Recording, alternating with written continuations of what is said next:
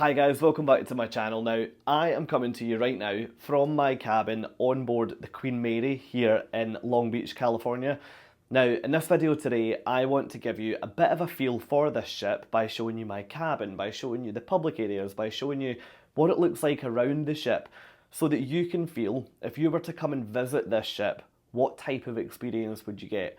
Now, one thing's really clear to me, after only being here a couple of hours, and that is that this ship is really something quite special. I've seen nothing like this before, and I did stay on the QE2 over in Dubai a few months ago.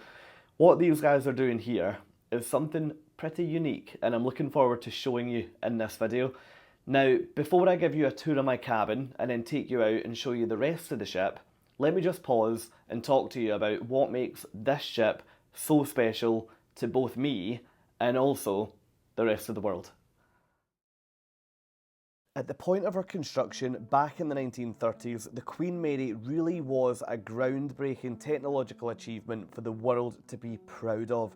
The ship was built in Clydebank in Glasgow, which creates a huge sense of pride and patriotism to Scotland for me, which is in fact my home country. I actually grew up about a 30-minute drive from where the ship would have been built, so it was incredible for me to now have the opportunity to climb on board. Now, the John Brown shipyard in Glasgow handed the ship over to Cunard White Star Line at exactly 12 noon on the 12th of May 1936, ahead of her maiden voyage from Southampton, which would see her complete the route all the way to New York in just 5 days, 5 hours and 13 minutes. This video today is going to offer you insight to some of the key venues on board, but not all of them. The reason for this is that the restoration project of the Queen Mary is very much ongoing, and lots of venues do remain closed to the public at this point in time. Additionally, it's worth noting that the cabin I'm about to show you in this video is the second room that I visited on board. If you'd like to see the other room, then feel free to head down to the description of this video and click to head through. If you do find this video useful and if you enjoy it today, it would be amazing if you would support my channel by clicking that subscribe button and also giving the video a thumbs up. Anyway, let's get started by showing you my room, and then we can get started on touring the rest of this incredible ship. Okay, so the room that I've moved to tonight is room A143. So if you come down this main corridor, turn in left, you'll see my room is just down here. So let's go inside and let me show you around. Now, what you can see, this room is totally different to what you saw in that other room. I think this room just feels such higher quality in comparison to what I saw on the other side of the ship. Now, the room that we're in now is a standard king, so price-wise, there's really not much in it. Price-wise, this room is usually on the market for about $30 a night more than that other room, but hopefully you'll agree by the time we finish having a look round, it is completely different and in a different class to what was in that other room. So let me just give you a really quick look. You've got the bed, you then move around here, and then over this side, you've got like a little seating area. You've then got a door that goes into what would be the adjoining cabin, and then you've got some little mirrored sections and some storage. So look, we'll come back to the view in a second because that really sells this room in itself. So look, starting back at the beginning then, you've got the bed here, which was obviously this being a standard king room. It's now a king size bed versus the double that was in the room that I showed you guys earlier. Now, the bed in that other room did still look good. I can't knock it at all. So yeah, same quality of bedding in here, same cushion that I liked in that other room. So yeah, all good so far. Now, storage in this cabin, you've got loads and loads in here. You've got a couple of, well, one cupboard and then 4 drawers with your phone that you can phone other rooms or guest services. Then you've got the same on the other side minus the phone. Now, there's loads of original touches in here. So you've got all the air conditioning, which would be original fittings. You've then got, these look like older style lights. These don't look original. I wouldn't imagine they are. I'm not actually too sure how you, so you turn them off by turning the little dial. Then if I turn around, you've got some hooks over here, some storage in here. That's just a wardrobe that we don't really need to go into here. And then you've got this, I think this is so cool. You've got this fan, which underneath it says original ship's fan, non-operable. So yeah, this fan, so obviously would have turned on this way years and years ago. Amazing that they've still got this in the cabin. And I was going to say it's in good working order, but it's not. But it's great to see that little feature in here. You've then got the TV, which obviously is not original by any stretch. And then if we go over here, you've got another hook on the right hand side. More storage, so 4 drawers, and then another 4 drawers ahead. And this over here is your little heater. So the cabins, when they were sailing, I believe they would have been operating as heaters while you were at sea, so you could stay warm that way, or by adjusting the vents on the air heating. Now, moving over to the window, and then I'll take you in and show you the bathroom. So over here you've got a really nice seating area, so you've got just 2 little, I was going to say armchairs, but they're not armchairs, just 2 chairs, along with a little coffee table.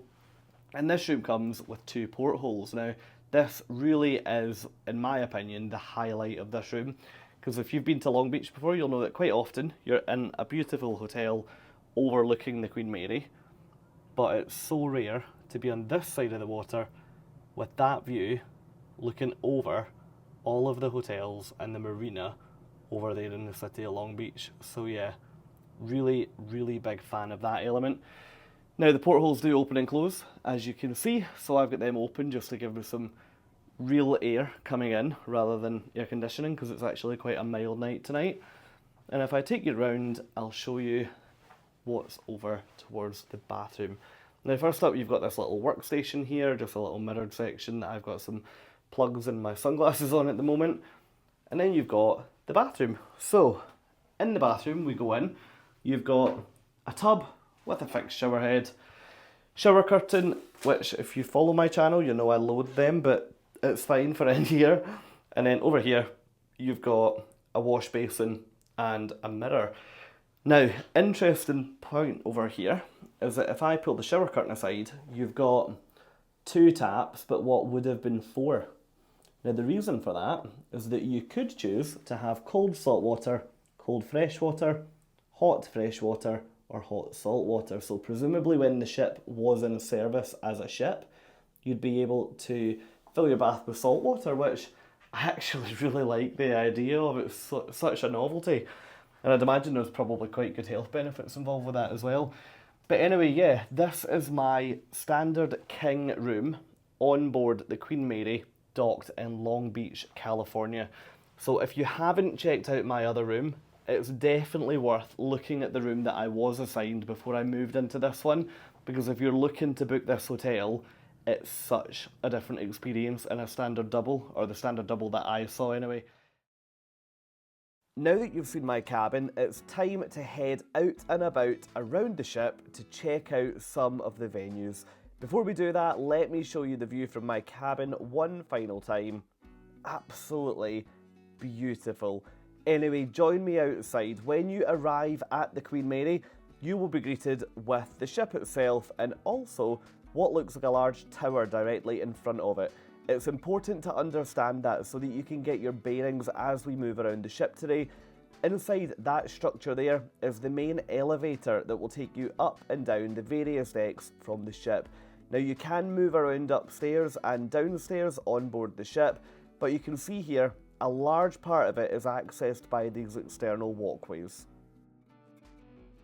The first of these walkways that we are going to travel along today to get to our first venue will take us to the exhibit hall and the engine room down on D deck, or elevator level 1. In here you are going to find a huge array of museum exhibits and artefacts relating to the life of the Queen Mary. You'll find original tickets, you'll find machine parts, and would you believe it, you're also going to find things like original menus and crockery from the dining rooms from the early voyages. Absolutely incredible. In this part of the ship, you're also going to find a very modern, fully immersive 4D theatre. I unfortunately wasn't able to gain access to that as it was fully locked up during my visit, so you can check that out on the Queen Mary website. After you've checked out the museum exhibit, which is totally free of charge for all hotel guests to visit independently, you can head downstairs to where the magic really happens, the Queen Mary engine room. You can just imagine the atmosphere down here while the ship was at sea, with the machinery working extremely hard to maintain the pace for which this ship became truly famous. On that note, did you know that the Queen Mary won the Blue Riband, an award given for the fastest commercial passenger crossing of the Atlantic Ocean, and proudly held it for over a decade? Truly amazing. Now, speaking about the experience in this engine room versus what I saw on the Queen Elizabeth II over in Dubai, it really is fascinating just how different the experiences are. On board this ship, we are right in the heart of the engine room itself. We are able to touch all the artifacts. It's amazing.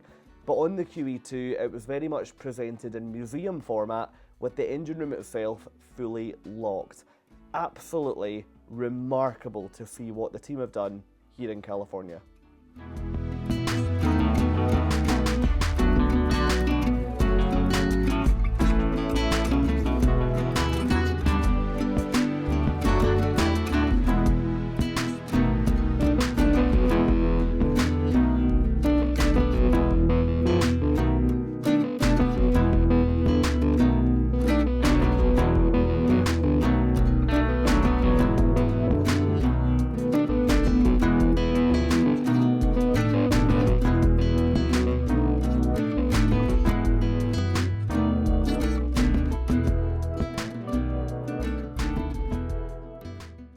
Leaving the engine room behind, welcome to the R deck. This is one deck above where we were before, and we're currently outside the Grand and the Windsor Salons.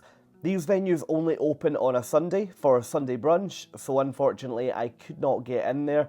But what I can show you is all of the woodwork outside these venues was absolutely gorgeous. Directly across the hall is where you're going to find this doorway here. This takes you in to the first class pool, and if you enter on this level, you would be entering the viewing area. At the point of the Queen Mary's construction, she was pretty modern for a cruise ship of that age. She actually had two swimming pools, one available for second class passengers, and this one available for first class passengers. At the moment, due to various renovations, that pool is closed, so I'm not able to show you inside.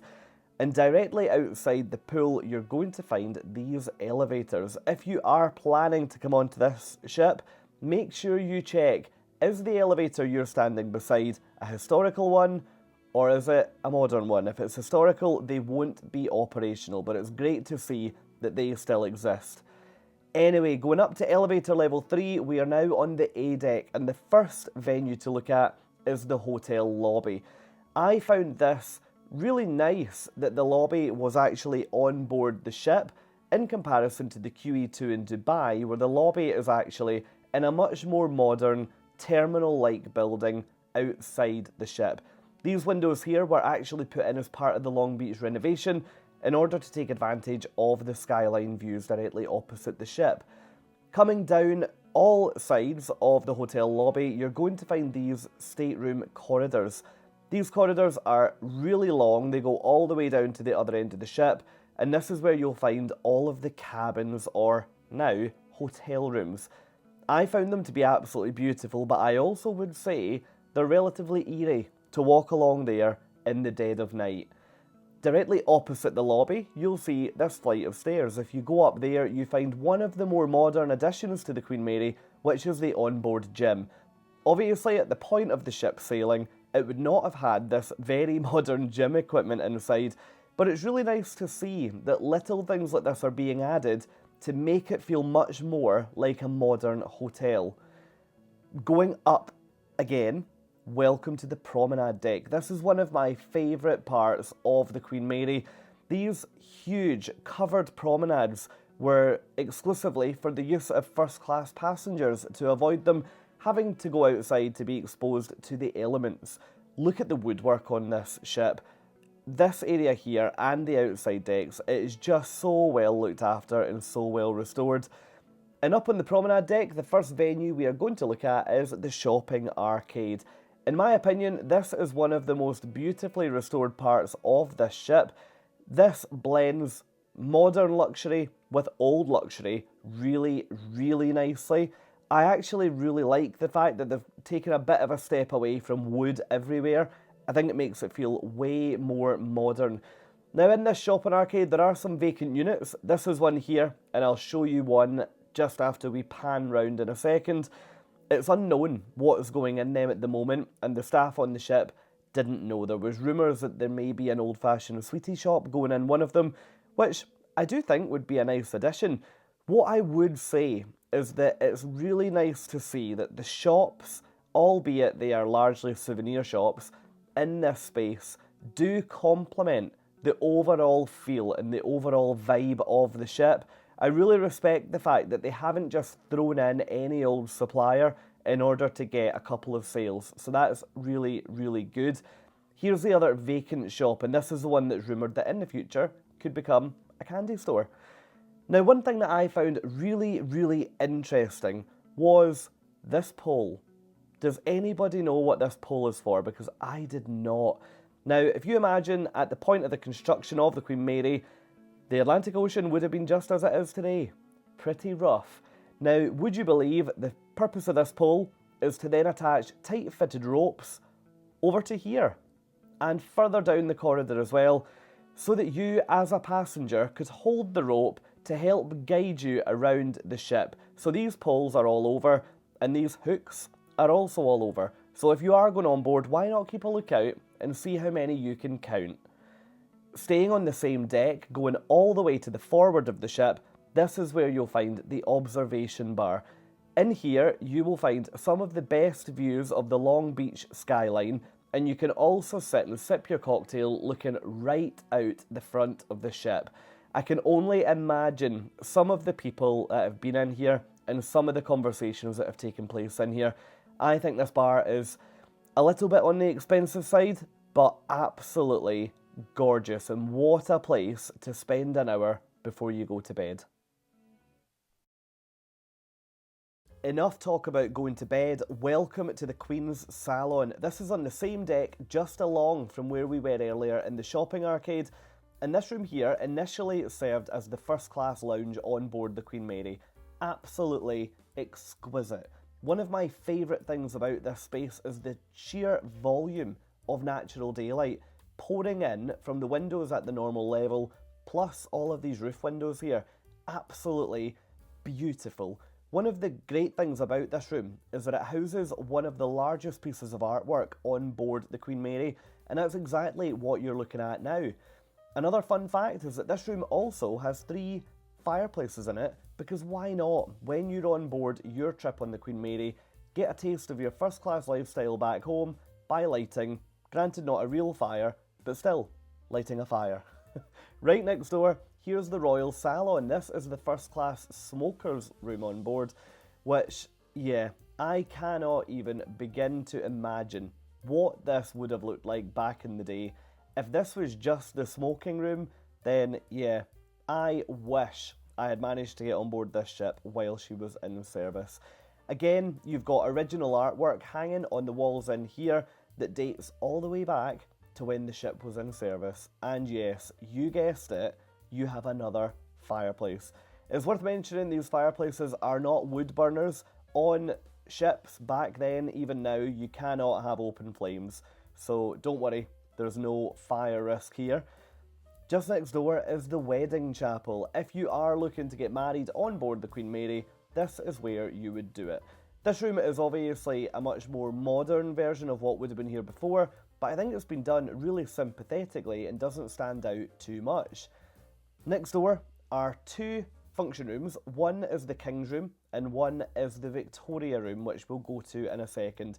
You can see that the key features from these rooms, the view. The view is absolutely amazing. These rooms are much more intimate than what you would see in the main ballrooms, and they serve much more as a small conference or a small dinner affair rather than a large function environment. Now over the other side of the promenade deck is where you're going to find our first restaurant of the tour, and that's the Chelsea Chowder House and Bar. This is the onboard seafood restaurant. I didn't dine in here, but I can show you around.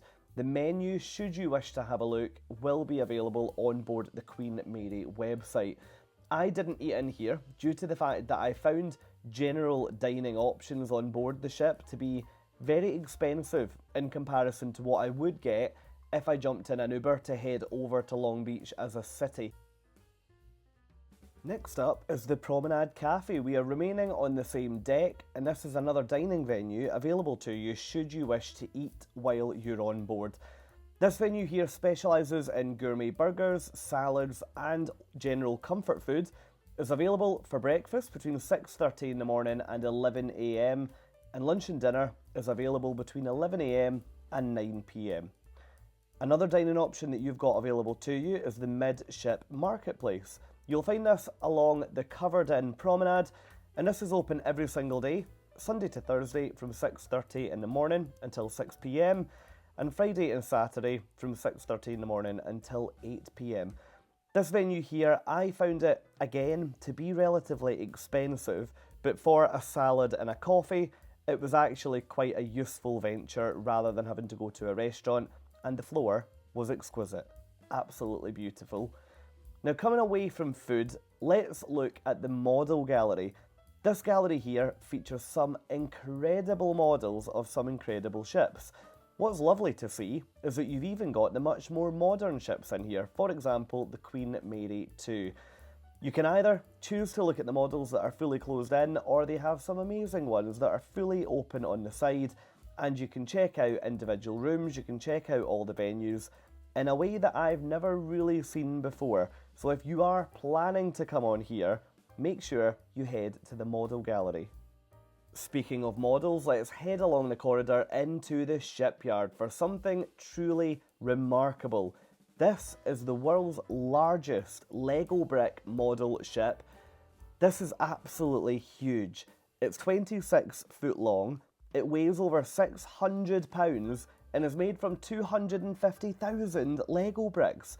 Absolutely amazing. This model was designed by the English company Bright Bricks, and it was designed to commemorate Britain's most famous ocean liner. Absolutely remarkable. Would you believe this took 600 hours to build?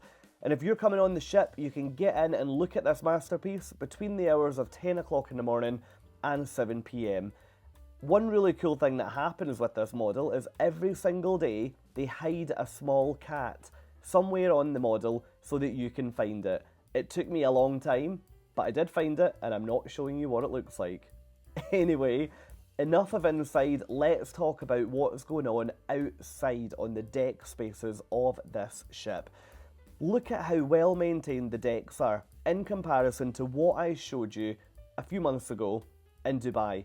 I am so impressed at how this project is maintaining the decks of this ship.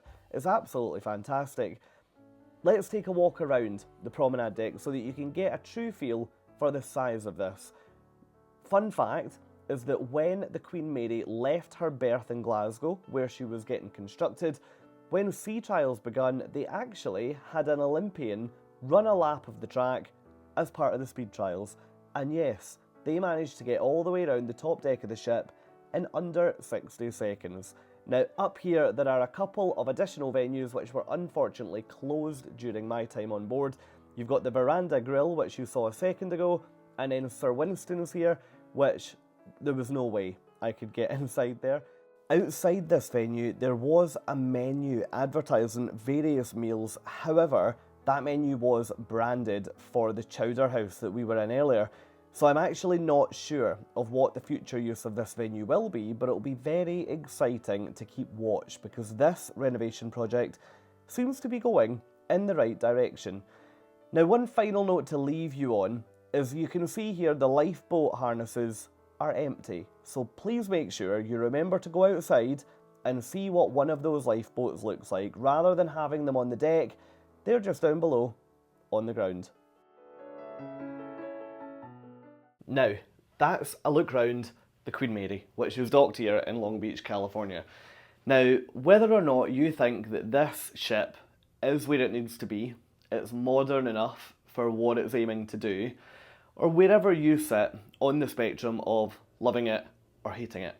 One thing is absolutely clear to me, and that is that from what I can see, the world seem to love this ship. It's so busy out there with people coming for tours. There's loads of people coming to stay on here, and it's so refreshing to see that a ship that's so old has still got so much intrigue and so much interest. And that, if that continues, is exactly what will keep this ship going for many, many years to come. Now, I really hope that you've enjoyed watching this video today to hopefully get a little bit of a feel for what life on board the Queen Mary could look like in the future, and also what it's looked like in the past. If you have enjoyed this, it would be brilliant if you could jump down below the video and give it a thumbs up. And while you're there, why not join me on the rest of my adventures by subscribing to the channel.